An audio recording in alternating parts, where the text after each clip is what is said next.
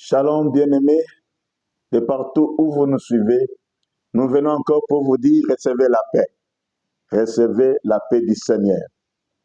Aimez votre chaîne, likez, partagez, abonnez-vous pour que vous ne puissiez pas manquer de bonnes choses, pour nous encourager à chercher de bons messages pour vous. Aujourd'hui, nous allons parler sur un thème très important aussi. Ne soyez pas intimidés par les décrets du roi. Ne soyez pas intimidés par les décrets du roi.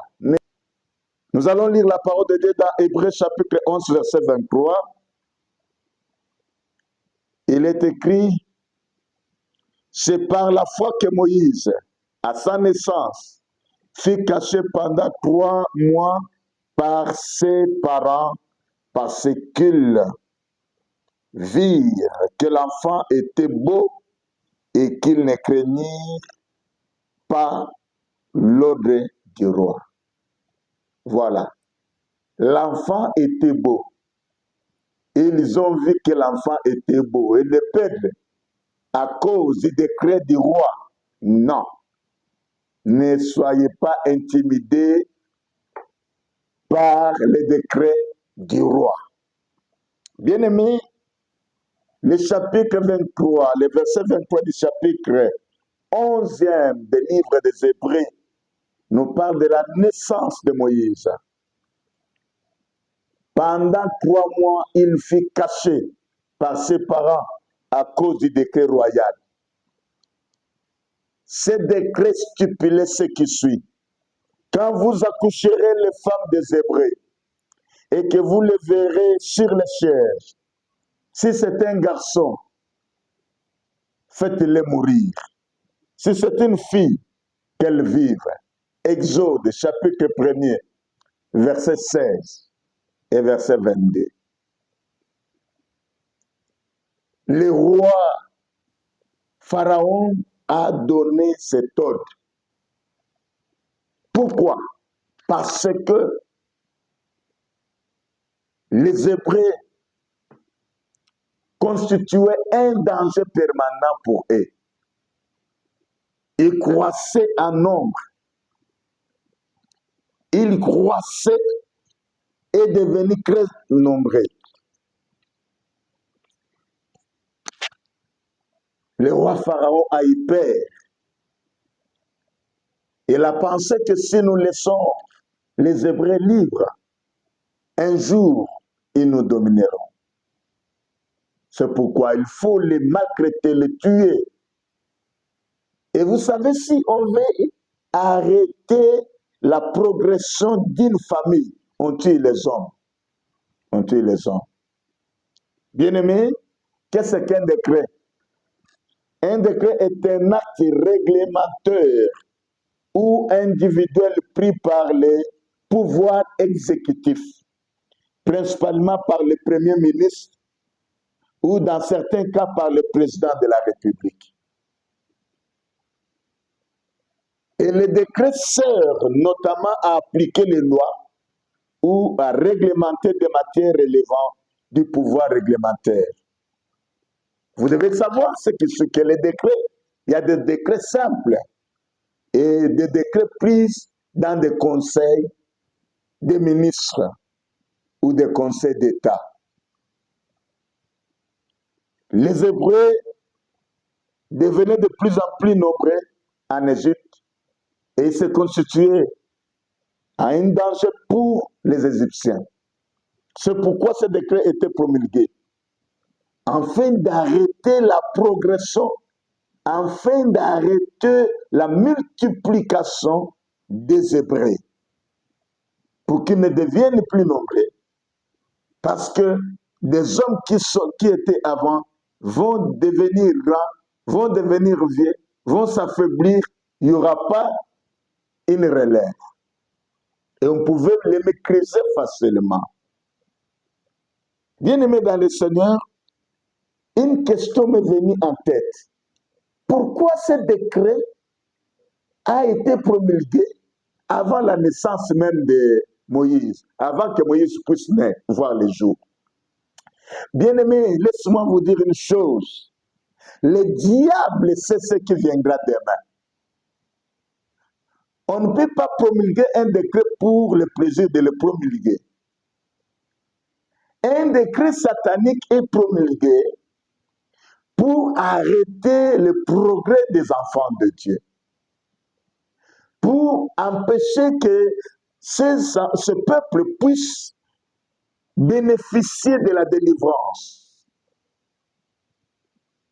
Le diable, premièrement, avait vu que Dieu avait choisi Moïse comme libérateur de ce peuple. Ce peuple qui pleurait, ce peuple qui s'agitait, ce peuple qui se lamentait. Si vous lisez Exode chapitre 3, le verset 7, Dieu dit à Moïse, j'ai entendu les cris de mon peuple, qu'ils les font pousser les Égyptiens. Et j'étais choisi pour aller les libérer. Bien-aimés dans le Seigneur, le diable savait qu'un libérateur va naître, va venir. Mais comme il ne connaissait pas qui sera ce libérateur-là, le diable il voit le secret, il voit l'étoile, mais il ne connaît pas l'étoile appartient à qui. Le diable il voit de loin, il connaît que le temps de la délivrance est proche pour cette nation. Le temps de la délivrance est proche pour cette famille. Le libérateur veut naître. On commence à combattre ce libérateur. Et parce qu'on ne le connaît pas, il va tuer tous les garçons. C'est comme c'était pour les cas, le cas aussi pour le Seigneur Jésus-Christ. Hérode ne sachant pas qui était le nouveau roi qui venait de naître, l'enfant roi qui a vu le jour, il a décidé d'exécuter tous les garçons, les enfants mâles nés de 0 à 5 ans. Et bien aimé dans le Seigneur, l'ennemi, c'est que si je laisse venir Moïse, je perdrai. Je vais perdre une main-d'œuvre très importante pour moi. Je vais échouer dans mon projet. Le diable, vous savez, quand Jésus était tenté dans Matthieu 4, dans le désert, le diable dit, je connais, tu es venu pour détruire mon projet. Tu es venu pour me détruire. C'est pourquoi, bien-aimé dans le Seigneur, le décret a été promulgué. Quel décret qui a été promulgué pour vous? Quel décret qui a été promulgué pour votre famille? Quel décret qui a été promulgué pour la nation congolaise? Bien-aimé dans le Seigneur, le diable, pour ne pas se tromper, va attaquer à tous les garçons. Il va tuer tous les garçons. Mais quel est le rôle des parents? La Bible dit, les parents de Moïse, quand ils ont vu que l'enfant était beau, ils sont partis les cacher. Ah. Si vous allez au verset 22 de Exode,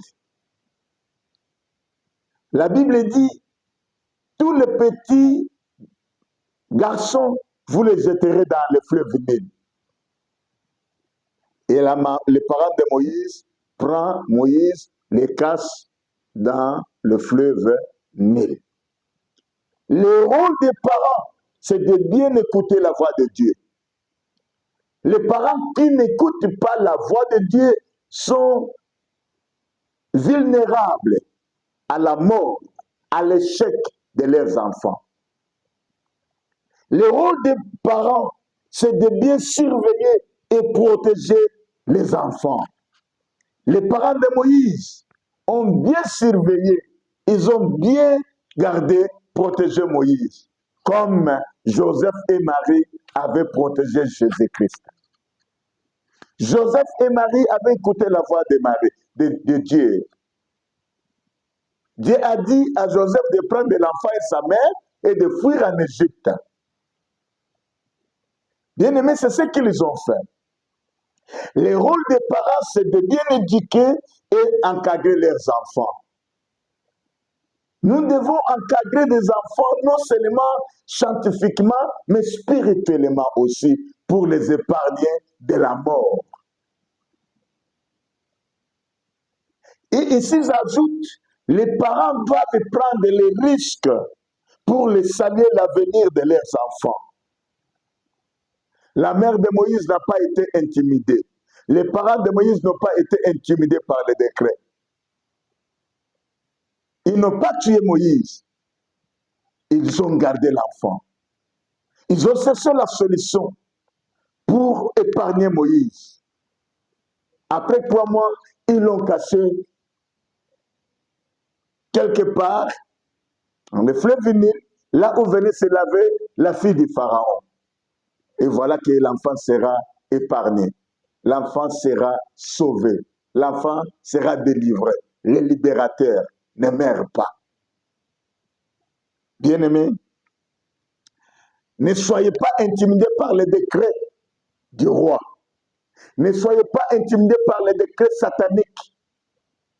Quel que soit ce que l'ennemi peut dire, peut décider par l'entremise de ses agents, ne vous troublez pas. Ne soyez pas agités. Ne cédez pas à la manipulation. Ne cédez pas à l'intimidation de l'ennemi. Mais par la foi, levez-vous et agissez. Par la foi, levez-vous et agissez, bien-aimés. Par la foi, allez déposer l'enfant à côté du fleuve Nil, là où le Seigneur va envoyer une personne pour les délivrer. Par la foi, levez-vous à jeûner et prier, organisez des veillées de prière. Par la foi, mobilisez-vous, toute la famille, appelez les hommes de Dieu, priez. Par la foi, donnez l'action de grâce. Et les décrets seront annulés. Mardochée l'a fait dans Esther, chapitre 3. Mardochée l'a fait, versets 12 à 14. Quand le décret a été signé par l'ennemi des Hébreux, Aman, il a négocié avec les rois. Il a demandé au roi, nous allons verser une somme importante dans les comptes du roi. Mais ordonne seulement que nous puissions terminer ce peuple dangereux. Bien-aimé dans le Seigneur, Mardochée, quand il a su, par la foi, il s'est levé. Il est allé vers Esther. Esther aussi a demandé à Mardochée d'organiser un jeûne et prière de 3 jours. Les jeûnes et prières sauvent, libèrent, délivrent, bénissent, guérissent. Esther a prié avec ses servantes. Mardochée a prié avec tous les Hébreux. Oh, bien-aimé dans le Seigneur, au chapitre 4, verset 7, Esther s'est levée, malgré la loi, elle s'est levée et elle est ancrée. Elle n'était pas intimidée par les décrets du roi. Elle n'était pas intimidée par la loi. Elle est ancrée et elle a changé la situation. Les parents de Moïse ont changé la situation parce qu'ils ont agi avec foi. Par la foi, tu changeras la mort à la vie, la maladie à la santé, l'échec à la réussite. Par la foi, tu changeras, bien-aimé dans le Seigneur, les ténèbres à la lumière. Tu renverseras les autels sataniques de votre famille. Les ennemis tomberont. Les sacrificateurs de ces autels tomberont. Vous ne mourrez pas et ils mourront comme Amana était mort à la place des Hébreux. Bien-aimés dans le Seigneur, ne soyez pas intimidés par les décrets du roi. Levez-vous par la foi et agissez. Et l'Éternel sera de votre côté. Car il est écrit dans Colossiens chapitre 2, verset 14, il a effacé l'acte dont les ordonnances nous condamnaient et subsistaient contre nous. Quelle est cette ordonnance qui stipule que vous ne devez pas rester dans la vie? Vous ne devez pas toucher des grosses sommes d'argent. Vous ne pouvez pas voyager. Vous ne pouvez pas monter. Vous ne pouvez pas être promis. Vous ne pouvez pas devenir grand. Quelle est cette loi-là qui vous bloque? Qu'elle tombe au nom de Jésus-Christ. Qu'elle soit brisée au nom de Jésus-Christ. Qu'elle soit effacée au nom de Jésus. Avec le sang de Jésus, efface les décrets. Au nom de Jésus, renverse les décrets. Enlève la peur, agis par la foi. Pourquoi tu manques la foi comme ça? Pourquoi tu es peuré? Enlève la peur. Ne sois pas intimidé par les décrets du roi, par les décrets sataniques. Pharaon n'a pas reçu. Aman n'a pas reçu. Ton sorcier là aussi ne réussira pas. Ton ennemi là ne réussira pas. L'ennemi de ta famille ne réussira pas. L'ennemi de ton travail ne réussira pas. L'ennemi de ton mariage ne réussira pas. L'ennemi de ta santé ne réussira pas. Comme Pharaon a échoué, et eux aussi, ils échoueront. Si et seulement si tu agis par la foi, tu ne laisses pas l'ennemi t'intimider. Sois délivré de la loi de ta famille.